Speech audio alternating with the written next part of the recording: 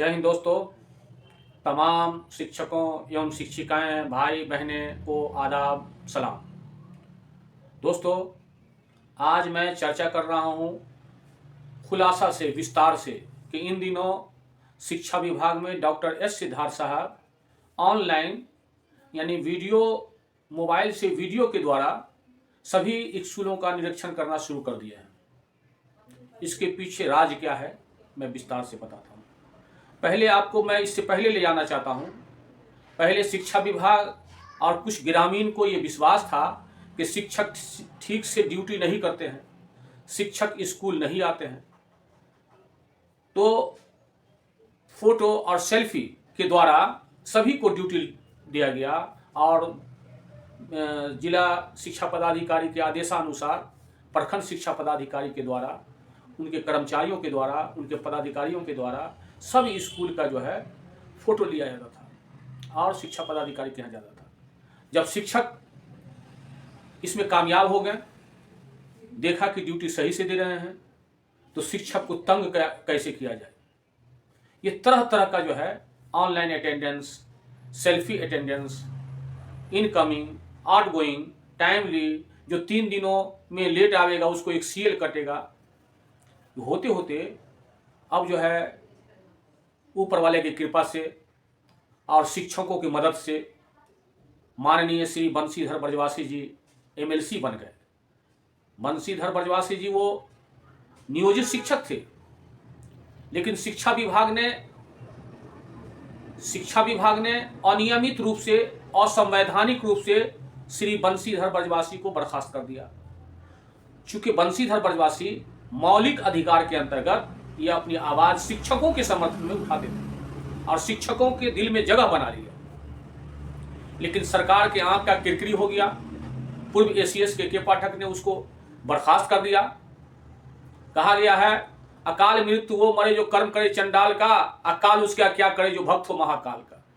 फानूस बन के जिसकी हिफाजत हवा करे, वो शम्मा क्या बुझे जिसे रोशन खुदा करे। जिसको अल्लाह ही ताला जो है अपना रहमत का निगाह देख लेगा, उसको इंसान का क्या औकात है। दोस्तों, दुनिया का दस्तूर है, जो हारता है ना, हारा हुआ कौम, हारा हुआ विभाग, हारा हुआ आदमी दूसरे पर आरोप लगाता है कि उन्होंने ऐसे कर दिया, शिक्षकों को बरगला दिया, ठीक से पढ़ाई नहीं कर रहा है। अभी इन दिनों माननीय नीतीश कुमार जो बिहार के मुख्यमंत्री हैं, मुजफ्फरपुर स्नातक क्षेत्र एमएलसी का जो चुनाव हुआ उसमें फेलियोर हो गए और वही पास किया बंशीधर ब्रजवासी, न जिसका बैनर था, न जिसका पोस्टर था, न आगे पीछे काफिला था। बंशीधर ब्रजवासी जी हर शिक्षक के दिल में घर बना लिए थे और कुछ चैनल के भी दिल में घर बना लिए थे। तो सोशल मीडिया और शिक्षक का कृपा हुआ, हो गया। अब डॉक्टर एस सिद्धार्थ साहब के मॉरलिटी का सवाल हो गया है और माननीय नीतीश कुमार जो डॉक्टर एस सिद्धार्थ साहब को बुला करके काफी डांटे हैं कि आप लोग ने ऐसा किया कि अब मेरी सरकार जा रही है। तो डॉक्टर एस सिद्धार्थ साहब ने आश्वासन दिया है कि घबराइए नहीं सर, मैं सबको ठीक कर देता हूं। इसीलिए यही कारण है कि वीडियो कॉलिंग के द्वारा तमाम स्कूलों को टॉर्चर किया जा रहा है। ये इंक्वायरी नहीं हो रहा है। मैं कह रहा हूं, एक मान लिया एक जिला पदाधिकारी, जिला डीएम का एक प्यून को अगर टेलीफोन जाएगा तो फोन में यस सर न कहेगा, यस सर। लग रहा है कि जिस तरह से रावण राज करता था उसी तरह से डॉक्टर एस सिद्धार्थ साहब राज करना शुरू कर दिए हैं। बहुत गलत बात है। वीडियो कॉलिंग करके डांट के सवाल करना, वो कहाँ है, वो कहाँ है, ये कहाँ है, वो कहाँ है, तेरी। अरे भाई, आपको इतना 38 जिला में 38 जिला शिक्षा पदाधिकारी है। एक जिला शिक्षा पदाधिकारी के आदेश से प्रखंड शिक्षा पदाधिकारी अगर फोन कर दे किसी हेडमास्टर को या इंक्वायरी कर दे तो एक पांव पर अनुशासन के आदर में खड़ा रहता है। लेकिन कहाँ, जिस तरह से मैं एक मिसाल बता रहा हूं कि हर घर में बिजली है, बिजली 240 वोल्ट से आता है और 1,11,11,000 फिर 11,000 वोल्ट का जो तार जाता है तो उसके बीच में ट्रांसफार्मर को रखा जाता है कि ट्रांसलेट करता है 1 लाख या 11,000 वोल्ट को 240 वोल्ट में लाता है ट्रांसफार्मर बैठला करके। और ट्रांसफार्मर 240 वोल्ट घर में सप्लाई करता है तो घर में भी एक छोटा सा फ्यूज होता है हर स्विच के नजदीक, और तब बिजली सप्लाई होता है। ठीक इसी तरह से डॉक्टर एस सिद्धार्थ साहब बिहार सरकार के प्रधान सचिव भी हैं और शिक्षा विभाग के अपर मुख्य सचिव भी हैं।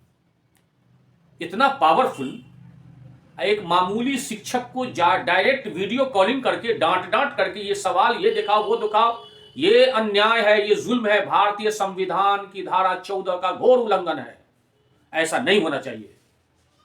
मैं कह रहा हूं बिहार सरकार से कि आज के दौर में, आज के परिवेश में यह है कि किसी भी गरीब आदमी या मीडियम आदमी अगर थाना में जाता है अपना इंसाफ लेने के लिए, केस लिखाने के लिए, तो थाना के गेट के अंदर पांव देने से पहले सोच लेता है कि हमको कितना पैसा खर्च लगेगा। मिसाल है हिंदुस्तान में,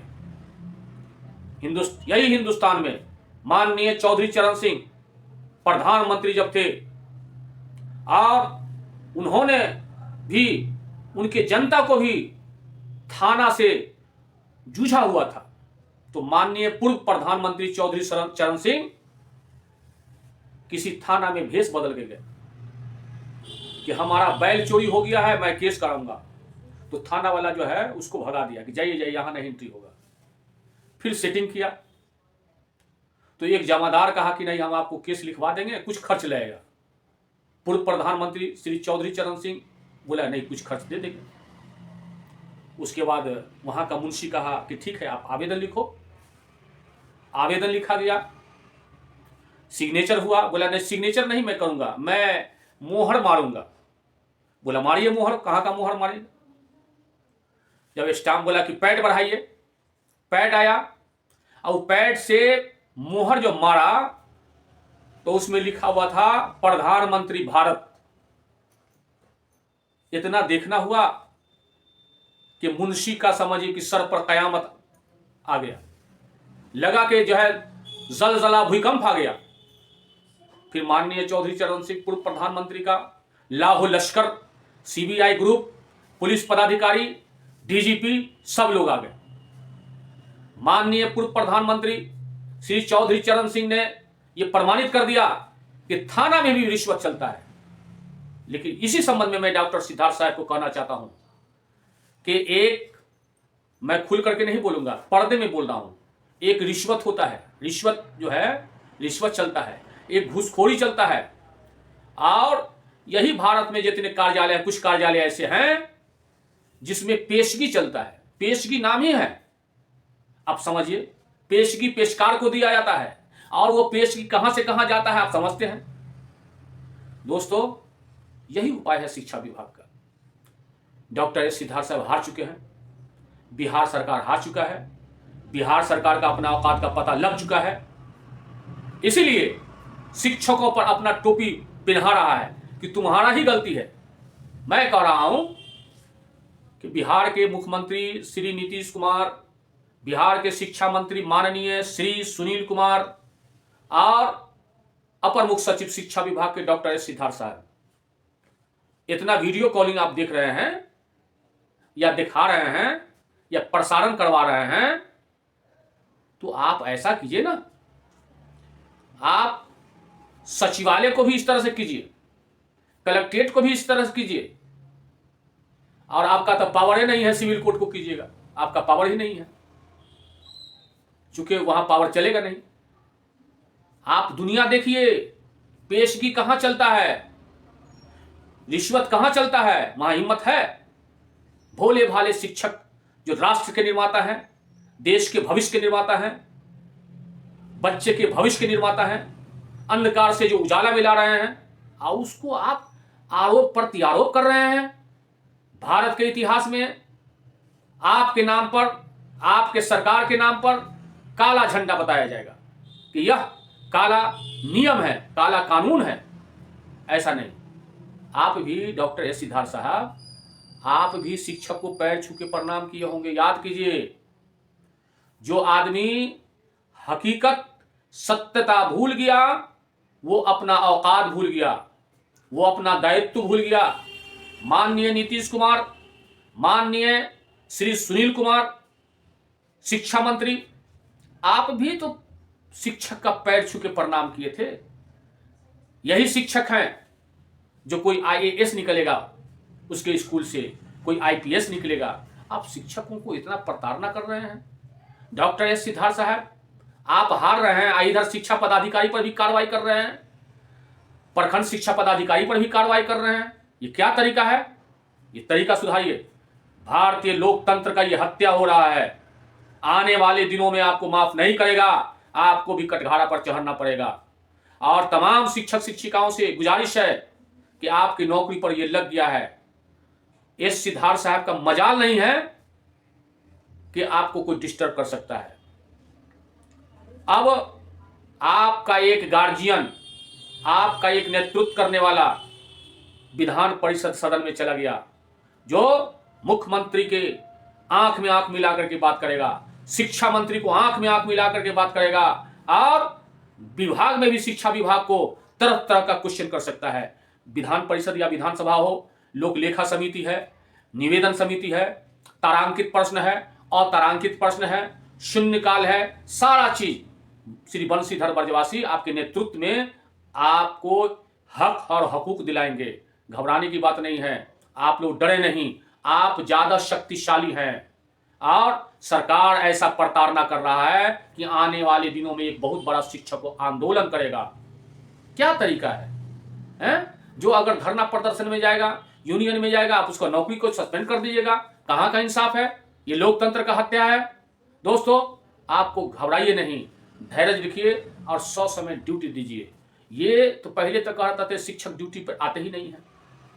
और कुछ पब्लिक जो बेरोजगार हैं, बेसहारा हैं, जो कोई काम ही नहीं है, तो राक्षस के रूप में गांव घर में बैठा हुआ रहता है। वो सिर्फ नजर से देखा कि कौन पूरब से पश्चिम गया और कौन पश्चिम से पूरब गया, और जो जा रहा है वो कौन काम कर रहा है, क्या कर रहा है।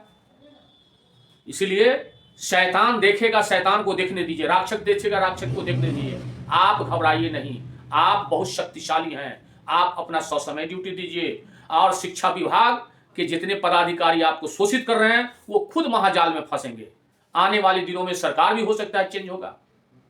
दोस्तों, आपको घबराने की बात नहीं है। आप हमारे इस वीडियो को शेयर कीजिए, सब्सक्राइब कीजिए, ग्रुप में डालिए और अपना दायित्व आप निभाइए। जो भाई बहन ये जो चैनल को सब्सक्राइब नहीं किए हैं, वो जरूर सब्सक्राइब कीजिए, क्योंकि जितना सर उतना असर। सोशल मीडिया में भी एक चौथा सरकार होता है, क्योंकि सोशल मीडिया में जिसको ज्यादा सब्सक्राइबर आवेगा, वो इतना वैल्यू होता है, उसका उतना वैल्यू होता है, कहने के लायक नहीं। इसलिए यह चैनल आपका है, हमेशा आपके समर्थन में, आपके सपोर्ट में, आपके हक हुकूक के लिए यह आवाज उठाता रहेगा इंशाअल्लाह। अब मुझे इजाजत दीजिए और मैं फिर अगली वीडियो में आऊंगा। जय हिंद, जय भारत।